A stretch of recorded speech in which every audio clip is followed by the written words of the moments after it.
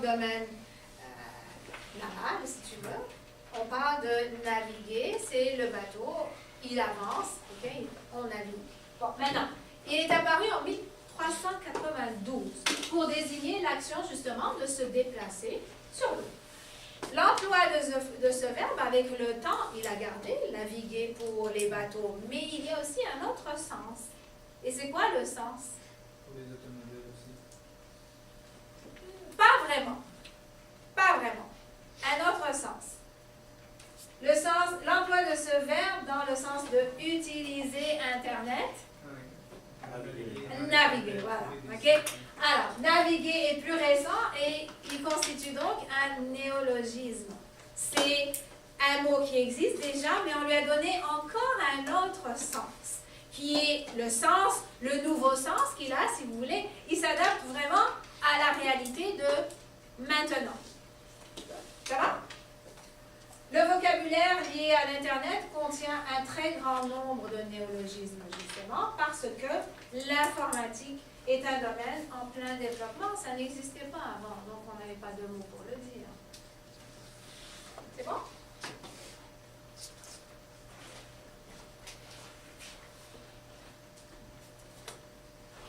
Dans le vocabulaire encore d'Internet, on trouve plusieurs mots valises. Alors, c'est quoi les mots valises?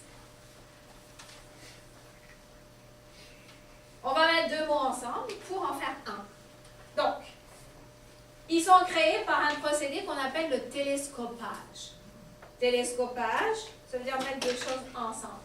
Les mots valises sont produits en réunissant justement le début d'un mot et la fin d'un autre mot. Alors, on vous donne l'exemple de Internet plus astronaute. Et ça donne un internaute. Et c'est comme ça qu'on crée justement encore un nouveau mot. Et on appelle ça un mot valise. Donc, mot valise.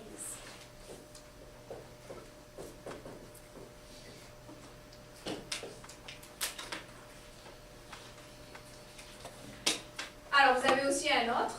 Des mots sont aussi créés par l'emploi d'un nouveau préfixe. Alors, vous avez cyber plus dépendance. Ça fait une cyberdépendance. Et ça veut dire quoi, ça? Oui? Quelqu'un qui a besoin d'électronique Ou qui a besoin d'utiliser les outils informatiques. Très bien. Ça va? La cyberdépendance.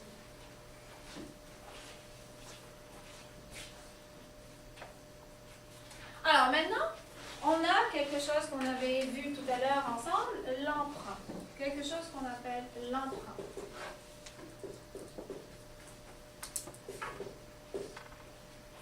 C'est un mot qui vient d'une autre langue. C'est bien intéressant.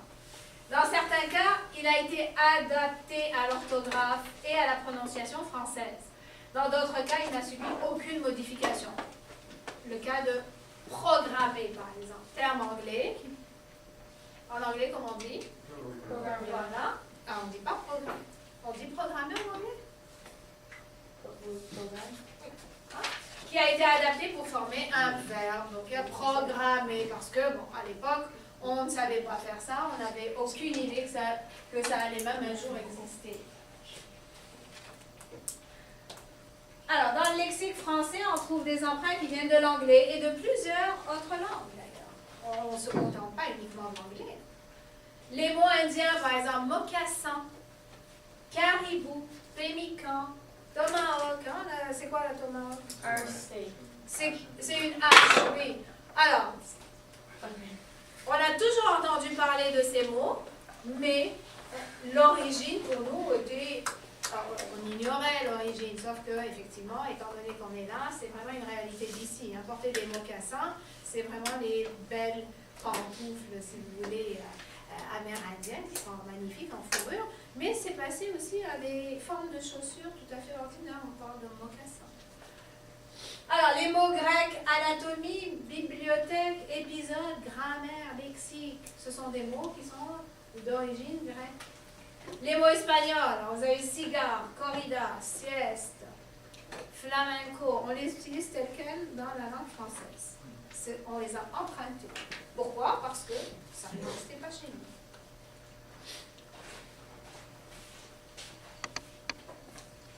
Les mots italiens, agrumes, carnaval, escarpin, pantalon, piano. Les mots japonais, judo, karaté, kimono, origami. Est-ce que vous connaissez encore quelque chose qui se mange? Sushi.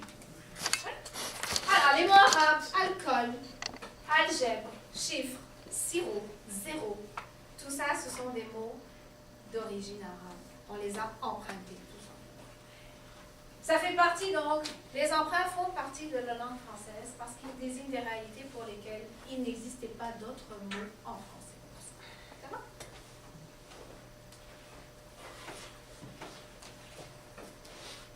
Alors, les exemples sont nombreux, on ne va pas tout mettre.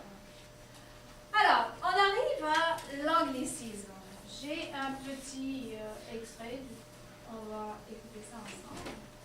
Les anglicismes dans une situation où le français est minoritaire sont très importants. On doit essayer de les éliminer le plus possible pour conserver notre langue.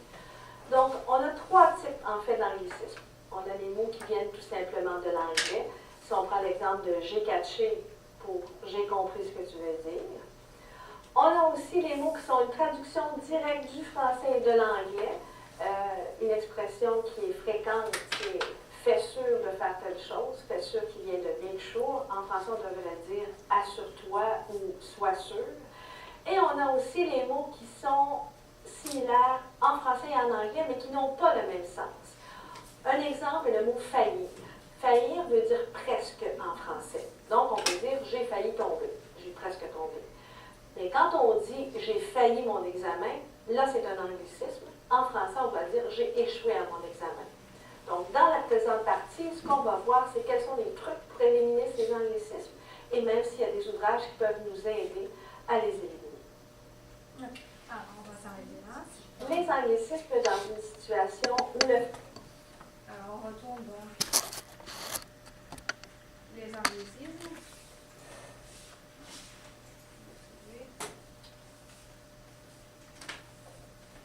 Alors, c'est un mot anglais, donc oui. Pourquoi il y a beaucoup plus d'anglicisme en France qu'ici? C'est parce que je pense qu'ici, on est dans une province où il faut absolument défendre la langue française. En France, il n'y a rien à prouver à personne. Personne ne va venir rajouter l'anglais et puis ça va devenir anglophone partout. Non, pas de problème. Alors, l'anglicisme, donc, c'est un mot anglais qui n'a pas été introduit dans la langue française. Il constitue comme un emprunt inutile et il est considéré comme un emploi fautif. Très souvent dans un dictionnaire, si tu regardes dans le multidictionnaire, oui, tu vas avoir un mot et puis juste avant le mot, tu vas avoir une étoile. C'est pour signifier que cette forme est fautive. Et on va te dire A-N-G-L. Tu l'as trouvé? Coleslaw. Oh non, j'ai pas trouvé le mot non, parce que ça n'existe pas. Ça n'existe pas. OK. Coleslaw. Alors, Il y a une étoile. voilà. Il existe trois sortes d'anglicismes. Alors, les anglicismes de mots, c'est un emprunt qui désigne une réalité en français, alors qu'il existe une expression en français ou un mot pour désigner cette réalité. On va voir des exemples tout à l'heure. Et effectivement, ici, on en utilise beaucoup dans la langue courante. Donc, un anglicisme de mots. Exemple. Bumper. Quand vous parlez, c'est en français ici, vous dites quoi? En québécois, vous dites? Alors, ça vient de l'anglais, bien sûr, parce que, oui, hein, en français, nous avons le mot pour signifier cette réalité. C'est la défense, si vous voulez, que vous avez à l'avant et à l'arrière du véhicule. On appelle ça un pare-choc, contre les chocs. D'accord? Star. Oh, c'est une grande star. C'est une grande vedette. C'est une étoile. Hein? Par exemple, oui, c'est l'illusion. L'anglicisme de sens. Alors, celui-là, c'est un emprunt qui désigne un sens qui n'existe pas en français. Alors, il est appelé un faux ami. Donc, vous avez batterie dans le sens de pile, une pile. C'est quoi une pile? C'est un petit truc avec l'énergie dedans. Alors, dans tous vos appareils, probablement, vous avez à un moment donné un Télécommande. La télécommande, voilà, vous avez une petite pile à l'intérieur et non une batterie. Oui. Breuvage, c'est pas un mot. Un breuvage, oui, mais c'est le sens ici, hein, qui n'est pas usuel. C'est celui-là qu'on appelle un faux ami. Le mot existe en tant que tel, mais il n'a pas le même sens. Donc, le breuvage, c'est dans le sens de boisson. Et la cédule, vous parlez tous, enfin, je ne sais pas si vous avez déjà travaillé ou pas, mais vous avez tous un emploi du temps, n'est-ce pas? La première période, vous avez français, deuxième période, vous avez anglais, etc. On ne parle pas de cédule, mais bien d'emploi du temps. Donc, le sens, il est faux. Calendrier aussi. Et cédule, ça vient de quel mot en anglais? Schedule. Le calque. Alors lui, le calque, c'est une expression anglaise qui est traduite mot à mot. Vous vous rappelez, in my opinion, qu'est-ce que vous me dites? Ouais. C'est ça, le calque de l'anglais. Faire une application, c'est faire une demande d'emploi. Une boîte à mal, c'est une boîte aux lettres. Une boîte téléphonique, c'est une cabine téléphonique. Un calque.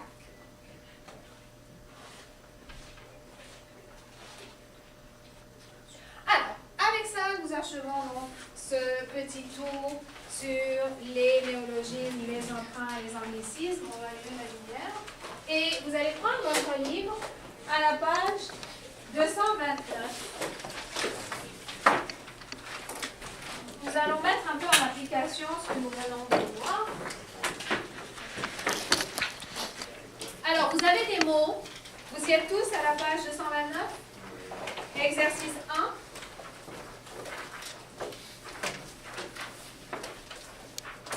Alors, on vous demande d'indiquer si chacun des termes suivants est un emprunt, donc vous mettez E, ou un anglicisme, vous mettez A. On va essayer ça ensemble.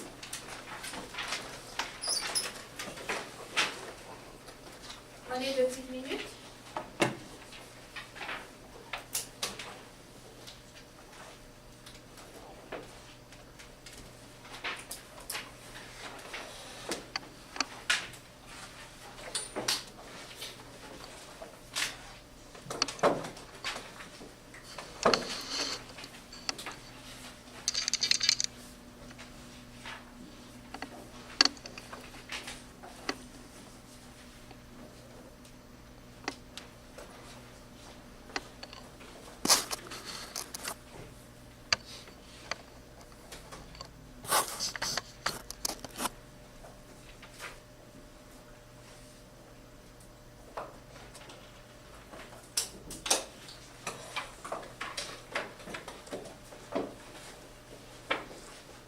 Alors, on y va.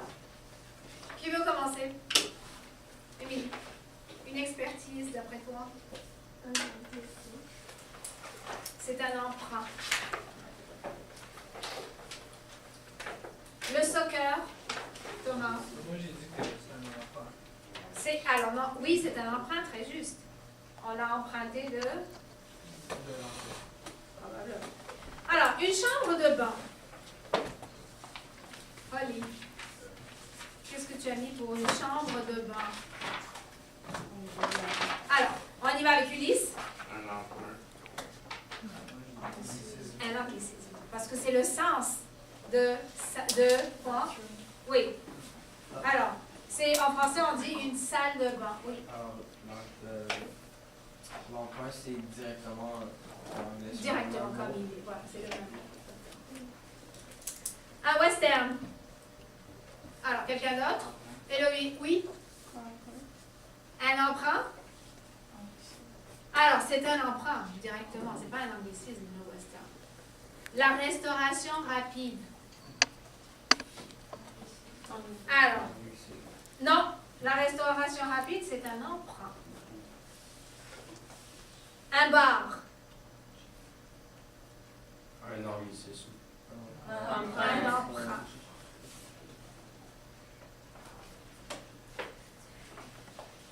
Manger des chips. Anglicisme. Avoir un chum.